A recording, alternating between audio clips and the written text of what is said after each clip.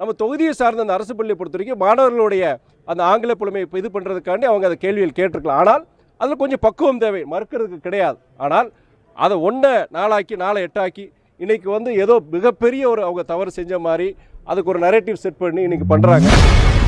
பள்ளி மாணவியிடம் அமைச்சர் கீர்த்தனா பேச்சு குறித்து செய்தியாளர் எழுப்பிய கேள்விக்கு மதிமுக எம்பி துரை வைகோ பதிலடி கொடுத்துள்ளார். அமைச்சர் கீர்த்தனாவோட கருத்து சர்ச்சைக்குரியதா இருக்கு, எல்லாரும் கமெண்ட் அடிக்கிறாங்க. அது ஒரு நரேட்டிவ் வந்து செட் பண்ணுறாங்க.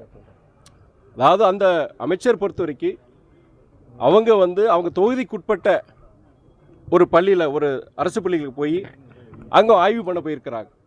ஆய்வு பண்ண போகும்போது அங்கே இருக்கிற மாணவர்கள்கிட்ட அவங்க உரையாடுறாங்க.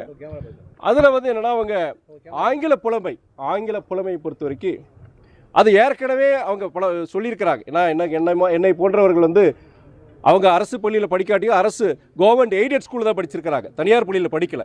ஒரு சாதாரண ஒரு குடும்பத்தில் வந்திருக்கிறாங்க. அவங்கள பொறுத்த வரைக்கும் அவங்க என்ன தான் ஒரு கல்லூரிக்கு போய் இன்றைக்கி ஒரு நல்ல ஒரு அமைச்சராக அதுக்கு முன்னாடி பல இதில் வேலை பார்த்துருந்தாலும் கார்ப்பரேட் உள்ளது போனாலுமே அந்த ஆங்கில புலமை எனக்கு இல்லை. அது அரசு பள்ளி இந்த மாதிரி இதில் படிக்கிற பிள்ளைகளுக்கு வந்து ஒரு மிகப்பெரிய ஒரு குறைபாடாக இருக்குது அப்படின்னு சொல்லிட்டு அவங்க சொல்லியிருக்கிறாங்க. அதை கருத்தை திரும்பி சொல்கிறாங்க. அப்படி இருக்கும் பொழுது நம்ம தொகுதியை சார்ந்த அந்த அரசு பள்ளியை பொறுத்த வரைக்கும் மாணவர்களுடைய அந்த ஆங்கில புலமை இப்போ இது பண்ணுறதுக்காண்டி அவங்க அதை கேள்வியில் கேட்டிருக்கலாம். ஆனால் அதில் கொஞ்சம் பக்குவம் தேவை, மறுக்கிறதுக்கு கிடையாது. ஆனால் அதை 1 4 4 8 இன்றைக்கி வந்து ஏதோ மிகப்பெரிய ஒரு அவங்க தவறு செஞ்ச மாதிரி அதுக்கு ஒரு நரேட்டிவ் செட் பண்ணி இன்றைக்கி பண்ணுறாங்க. இது வந்து என்னென்னா, நான் ஏற்கனவே சொல்லியிருக்கிறேன், நான் தாவேக அரசாங்கம் பொறுத்த வரைக்கும் கால அவகாசம் கொடுக்கணும். கண்டிப்பாக இதில் பொறுத்த கொஞ்சம் பக்குவம் தேவை, கண்டிப்பாக தேவை. அதை மறுக்கிறது கிடையாது. நீங்கள் உங்களை மாதிரி பத்திரிகையாளர் ஊடகவியாளர்கள் இதை செய்தியாக்கியிருக்கிறீங்க.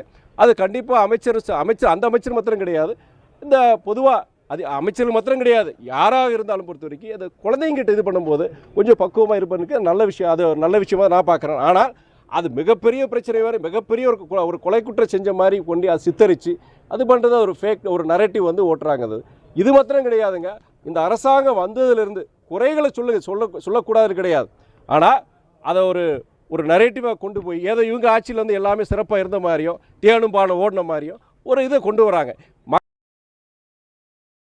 செய்திகளை உள்ளது உள்ளபடி தெரிந்து கொள்ள ரெஃப்ளெக்ட் நியூஸை சப்ஸ்கிரைப் பண்ணுங்க.